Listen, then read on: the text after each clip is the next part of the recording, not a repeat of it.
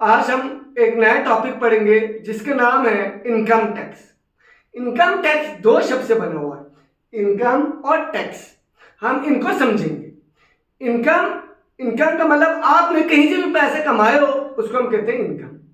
यानी कि अगर मैं किसी स्कूल में पढ़ा रहा हूं या कहीं बिजनेस करता हूं वहां से पैसे कमा रहा हूं या कोई जमीन बेच के पैसे कमा रहा हूं या ड्रीम इलेवन से पैसा कमा रहा हूं, तो ये तमाम को हम कहेंगे इनकम। यानी कि कहीं से भी अगर आप पैसे कमाते हो उसको हम कहेंगे इनकम। टैक्स क्या हो गया? टैक्स हो गया कंपल्सरी पेमेंट। यानी कि कोई भी कंपल्सरी पेमेंट अगर हम गवर्नमेंट को करें उसको हम कहते हैं टैक्स। कोई कंपल्सरी पेमेंट उसको हम कहते हैं टैक्स।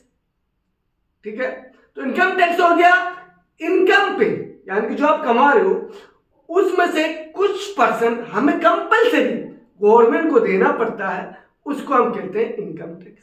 यानी कि टैक्स क्या हो गया? कंपल्सरी पेमेंट, किसको? गवर्नमेंट को। इनकम क्या हो गया? जो आप कमा रहे हो। तो जो आप कमा रहे हो उसका कुछ परसेंट हमें किसको देना होता है? गवर्नमेंट को। उसी को हम कहते हैं इनकम टैक्स, क्योंकि हम इनकम में से कुछ पैसे गवर्नमेंट को दे रहे हैं, इसीलिए हम इसको कहते हैं इनकम टैक्स। क्या कहते हैं? Income tax. और टैक्स को थोड़ा बहुत देख लेते हैं। ठीक है, इनकम को देखेंगे उससे पहले हम थोड़ा टैक्स को पता कर लेते हैं, फिर हम इनकम पे आ जाएंगे। टैक्स टैक्स दो प्रकार के होते हैं, एक डायरेक्ट टैक्स और एक इनडायरेक्ट टैक्स। डायरेक्ट कहते हैं अगर हम गवर्नमेंट को डायरेक्टली पेमेंट कर रहे हो, क्या गवर्नमेंट को कंपल्सरी पेमेंट कर रहे हो, उसको हम कहते हैं डायरेक्ट टैक्स। जैसे कि अगर मैं गवर्नमेंट को कंपल्सरी पेमेंट कर रहा हूं उसको हम कहेंगे डायरेक्ट टैक्स। ठीक है, जैसे कि इनकम, मैंने इनकम कमाया डायरेक्टली मैं गवर्नमेंट का अकाउंट में डाल रहा हूं तो उसको हम कहेंगे डायरेक्ट टैक्स। इनडायरेक्ट टैक्स कहते हैं कि अगर आप इनडायरेक्टली गवर्नमेंट को पेमेंट कर रहे हो उसको हम कहते हैं इनडायरेक्ट टैक्स। जैसे कि आप लोग सोचते होंगे, आप स्टूडेंट हो तो आप लोग सोचते होंगे कि हम लोग टैक्स नहीं पे करते। बच्चे, आप लोग टैक्स पे करते हो जब कोई सामान खरीदते हो। जैसे कि मैगी खरीदते हो, मैगी 20 रुपए का होता है, तो उसमें क्या होता है? उसमें लिखा होगा, आप देख लेना, कोई भी सामान खरीदो, सिर्फ मैगी का बात नहीं कर रहा, आप पेंसिल बॉक्स खरीदो, पेन खरीदो, कोई भी सामान, बुक खरीदो, नोटबुक खरीदो, उसमें एक चीज लिखा होगा inclusive of all the taxes. यानी कि जो उधर पैसा लिखा हुआ है, 20 रुपए मैगी का लिखा हुआ है, 100 रुपए अगर नोटबुक का लिखा गया, रजिस्टर का 150 लिखा हुआ है, तो उस 150 में, उस 100 में, उस 20 में आपका टैक्स जुड़ा हुआ है। यानी कि आप टैक्स पे कर रहे हो, पर किसको कर रहे हो? दुकानदार। क्योंकि दुकानदार ने ऑलरेडी गवर्नमेंट को पे कर रखा है, तो हम क्या करते हैं? वो जो गवर्नमेंट को पे कर रखा है वही पैसा वो हमसे ले लेता है। यानी कि हम क्या कर रहे हैं? हम दुकानदार को दे रहे हैं और दुकानदार गवर्नमेंट को दे रहा है। तो ऐसे को हम कहते हैं इनडायरेक्ट टैक्स, क्योंकि हम डायरेक्टली गवर्नमेंट को नहीं दे रहे, हम किसी के थ्रू दे रहे हैं। ऐसे को हम कहते हैं इनडायरेक्ट टैक्स। तो इनडायरेक्ट टैक्स और डायरेक्ट टैक्स पता चल गया। डायरेक्ट टैक्स जो डायरेक्टली हम गवर्नमेंट को पे करें उसे डायरेक्ट टैक्स, अगर इनडायरेक्टली पे करें किसी को मीडिएटर रख के तो उसको हम कहेंगे इनडायरेक्ट टैक्स। इनडायरेक्ट टैक्स बड़े सारे हुआ करते थे पहले, आजकल एक ही है जिसका नाम है गुड्स एंड सर्विस टैक्स। चलते हैं आगे, हम यहाँ पे फोकस करेंगे डायरेक्ट टैक्स पे। क्यों? क्योंकि इनकम टैक्स एक डायरेक्ट टैक्स है। क्यों डायरेक्ट टैक्स है? क्योंकि हम डायरेक्टली गवर्नमेंट को पे करते हैं। हमारा जो भी इनकम होता है उसका जो भी परसेंटेज, कुछ परसेंटेज हमें गवर्नमेंट को देना पड़ता है, तो हम डायरेक्टली गवर्नमेंट को देते हैं। तो income tax is a one kind of direct tax. Direct tax का एक पार्ट है। क्या है भाई? Income tax. टैक्स आ गया बच्चे समझ। टैक्स दो प्रकार के होते हैं, डायरेक्ट और इनडायरेक्ट। चलते हैं, अब हम चलते हैं इनकम पे। किस पे चलते हैं? इनकम पे। इनकम टैक्स को पढ़ने के लिए, इनकम टैक्स को पढ़ने के लिए टैक्स आगे समझ। इनकम को, अब हम इनकम की बात करते हैं। इनकम को हम 5 ग्रुप में बांटते हैं। इनकम टैक्स को कैलकुलेट करने के लिए, टैक्स कितना लगा कितना नहीं लगा, हम कहते हैं ना इनकम पे कितना टैक्स लगा कितना, तो उसको कैलकुलेट करने के लिए हमें इनकम को, एक्सपेंडिचर का बात नहीं चलेगी, यहाँ हम इनकम का बात कर रहे हैं। इनकम कहते हैं जो हमने कमाया, जो मेरे पास आया, तो उसको, इनकम को हम लोग 5 ग्रुप में, कितने ग्रुप में? 5 ग्रुप में हम बांटते हैं। यानी कि जो भी हम पैसे कमा रहे हैं उनको हम 4 ग्रुप में डिवाइड कर देते हैं, जो भी पैसा आता है। पहला ग्रुप का नाम है सैलरी, दूसरा ग्रुप का नाम है हाउस प्रॉपर्टी, तीसरा ग्रुप का नाम है बिजनेस एंड प्रोफेशन, चौथा ग्रुप का नाम है कैपिटल गेन्स। पांचवा ग्रुप का नाम है अदर सोर्सेज, यानी कि इन ग्रुपों में salary, house property, business and profession, capital gains और अदर सोर्सेज, ये 5 ग्रुप में हम अपने इनकम को बांट देते हैं। जो भी पैसा आता है हम इन ग्रुप में बांट देते हैं। सबसे पहले हम लोग 1 बाय 1 इन ग्रुप को समझते हैं। सबसे पहले सैलरी। क्या है बच्चे? सैलरी। सैलरी क्या हो गया?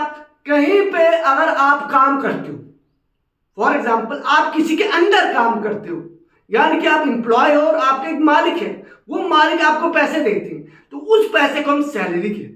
क्या कहते हैं बच्चे? सैलरी। सैलरी क्या हो गया कि मालिक अपने एम्प्लॉय को, एम्प्लॉयर अपने एम्प्लॉय को कितना पैसा दे रहे हैं। यानी कि अगर आप किसी के अंदर काम करते हो, फॉर एग्जांपल आप किसी कॉलेज में पढ़ाते हो, किसी स्कूल में पढ़ाते हो, आपको जो पैसा मिलता है, क्योंकि आप मालिक नहीं हो, आप किसी के लिए काम कर रहे हो, गवर्नमेंट के लिए काम कर रहे हो, अगर गवर्नमेंट कॉलेज में, प्राइवेट में अगर उस ऑनर के लिए काम कर रहे हो, तो जो आपका मालिक है अगर आपको कुछ पैसा दे तो उसको कहते हैं हम सैलरी। हो सकता है मालिक आपको एक बंगला दे, हो सकता है मालिक आपको गाड़ी दे, जो भी दे, लेकिन आपको मालिक दे तो उसको हम कहाँ डालेंगे? सैलरी। हो सकता है क्योंकि कहता नहीं कि भाई मुझे ना आज जो है एक कंपनी वाले ने मुझे बंगला दिया, मुझे गाड़ी दी है, वो भी सैलरी है। क्योंकि सैलरी का डेफिनेशन क्या है?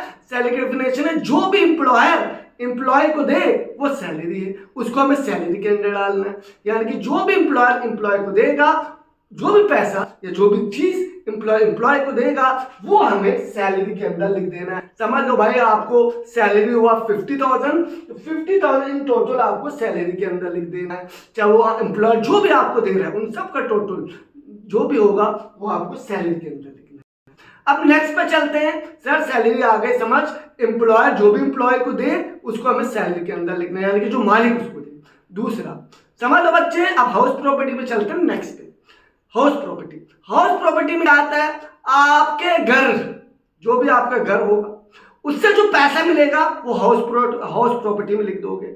फॉर एग्जांपल आपने घर बेच दी, उससे पैसा आया, एक तो ये हो सकता है। दूसरा ऑप्शन हो सकता है आपने घर किराए पे दे दिया, उससे पैसे आ गए। 2 प्रकार से आपको घर से पैसे आ सकते हैं, या तो घर को पूरा बेच ही दो, उससे पैसा मिल सकता है, या आप घर किराए पे दे दो तो घर का उससे भी आपको पैसा आ सकता है। यहाँ पे हम घर का बात कर रहे हैं, हाउस का बात कर रहे हैं।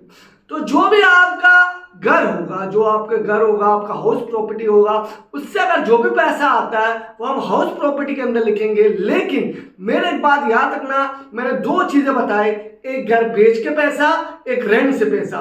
तो जो रेंट से आपको मिलेगा, जो किराए से आपको पैसा मिलेगा, वो आपको लिखना है हाउस प्रॉपर्टी में। जो दूसरा वाला है घर बेच के, वो आपको हाउस प्रॉपर्टी में नहीं लिखना, वो मैं बताऊंगा कहाँ लिखना है। अभी के लिए आप फिलहाल ये समझो, हाउस प्रॉपर्टी में जो आपको रेंट से पैसा मिलेगा वो आप लिखोगे हाउस प्रॉपर्टी के अंदर। अगला जो हेड है, 2 समझ गए, एक सैलरी एम्प्लॉय जो एम्प्लॉय को दे, हाउस प्रॉपर्टी यानी कि अगर आपको रेंट अपने घर किराए पे दे के कुछ किराया मिल रहा हो तो वो आप हाउस प्रॉपर्टी में लिखोगे। तीसरा जो है वो है बिजनेस एंड प्रोफेशन। बिजनेस और प्रोफेशन नहीं है, बिजनेस एंड प्रोफेशन है। बिजनेस के क्या मतलब है भाई? आप किसी शॉप है, वहां पे अगर आप काम कमाते हो, आपका अपना दुकान है, तो वो आप किसके अंदर लिखोगे? उस बिजनेस से कमा रहे हो ना, वो जो भी कमाई होगा वो बिजनेस में लिख दोगे। बिजनेस और प्रोफेशन में आप दो में बांट देते हैं, बिजनेस एंड प्रोफेशन। यानी कि बिजनेस प्रोफेशन जो टॉपिक है उसमें भी हम फर्दर ग्रुप कर देते हैं, बिजनेस और प्रोफेशन। बिजनेस के अंदर लिखते हैं जो भी आप शॉप से अगर कमाते हो वो आप बिजनेस के अंदर लिखोगे, जो प्रोफेशन से कमाते हो वो प्रोफेशन के अंदर लिखोगे। फॉर एग्जांपल आप एक डॉक्टर हो और डॉक्टर से कमा रहे हो, क्लिनिक से कमा रहे हो। फॉर एग्जांपल बच्चे, मैं हूं एक जीएमसी में काम करता हूं, गवर्नमेंट मेडिकल कॉलेज में काम करता हूं, एग्जांपल लेते हैं, वहां किसी के अंडर काम कर रहा हूं, वो सैलरी है जो मुझे उस गवर्नमेंट कॉलेज या हॉस्पिटल में मुझे कुछ पैसा मिल रहा है, तो उस पैसे को मुझे गवर्नमेंट दे दे, मैं किसी के अंडर काम कर रहा हूँ, वो सैलरी में लिख देंगे। लेकिन अगर मैं अपना शाम को जाकर अपने क्लिनिक से कुछ पैसे कमा रहा हूँ, वो प्रोफेशन में लिखेंगे। यानी कि प्रोफेशन में क्या आएगा? जो आप अपने स्किल से कमा रहे हो, किसी के अंडर नहीं हो, आप अपने स्किल से कमा रहे हो, वो आप प्रोफेशन के अंदर लिखोगे। फॉर एग्जाम्पल आप एक डॉक्टर हो तो डॉक्टर जो भी कमाएगा तो वो हम लिख देंगे अपने क्लिनिक से, किसी के अंडर नहीं। जो अंडर कमा रहा है, जो एम्प्लॉय दे रहा है आपको पैसा, वो तो सैलरी में लिखोगे। तो कोई डॉक्टर कमा रहे हो, कोई इंजीनियर कमा रहे हो, कोई एडवोकेट अपने से कमा रहे हो, तो वो तमाम चीजें जो हैं वो आप लिख दोगे बिजनेस एंड प्रोफेशन में के अंदर प्रोफेशन में। बिजनेस में लिखोगे अगर आपको कोई दुकान से अगर आप कमा रहे हो, फॉर एग्जांपल बच्चे आपका एक मेडिसिन का शॉप है तो शॉप से कमाओगे, वो बिजनेस में लिखोगे। आगे चलते हैं प्रोफेशन में, मैंने बता दिया प्रोफेशन से अगर कुछ कमाते हो तो प्रोफेशन में लिख दोगे। आगे चलते हैं कैपिटल गेन्स। कैपिटल गेन्स क्या है भाई? अगर आप कैपिटल एसेट बेच के पैसा कमा रहे हो, फॉर एग्जांपल आपने लैंड बेच दी, फॉर एग्जाम्पल क्या होता है कैपिटल एसेट, पहले समझ लो। कैपिटल एसेट वो होते हैं जो लंबे समय तक आपके पास रहते हैं, उससे हम कहते हैं कैपिटल एसेट। जो लंबे समय तक आपको फायदा दें उससे हम कहते हैं capital asset. For example land बेच दी, उससे पैसा हो गया, उससे फायदा हो गया, कैपिटल गेन में लिख दोगे। अगर आपने कोई जमीन बेची या कोई बिल्डिंग बेची या कोई मशीन बेची, उनसे फायदा हुआ तो आप लिख दोगे कैपिटल गेन्स में। हाँ, और एक चीज, घर बेच दी, मैंने कहा था ना घर का अगर रेंट मिले, घर बेची नहीं, घर से रेंट मिले तो हाउस प्रॉपर्टी में, लेकिन अगर घर बेच के पैसे मिल जाए तो उसको हम, घर छोड़ करके पैसे मिल जाए उसको हम कैपिटल गेन्स में लिखेंगे। यानी कि जो चीज बेच के, कोई कैपिटल एसेट बेच के पैसे मिल रहा है तो उसको हम कैपिटल गेन्स में लिखेंगे। दूसरी बात है कि जो नेक्स्ट हमारा जो है वो है अदर सोर्सेज। क्या बच्चे? Other sources. अदर सोर्सेज क्या है? फॉर एग्जांपल भाई आपने कहीं पैसे लगाए, रिलायंस कंपनी है, वहां से आपको पैसे मिले। फॉर एग्जांपल आपने बैंक में पैसे डाल रखे, वहां से पैसे मिले, तो वो भी तो इनकम ही है। तो वो किसके अंदर डालेंगे? वो ना सैलरी है, ना वो आपका कोई बिजनेस है, ना वो आपका कोई प्रोफेशन है, ना वो हाउस प्रॉपर्टी है। इसको हम डालेंगे भाई अदर सोर्सेज में। क्यों? क्योंकि पिछले वाले किसी भी हेड में एडजस्ट नहीं हो रहा है, तो उसको हम कहाँ डालते हैं? अदर सोर्सेज में। जैसे बैंक में पैसे डाल दिए, पैसे आ गए, यहाँ डाल देंगे।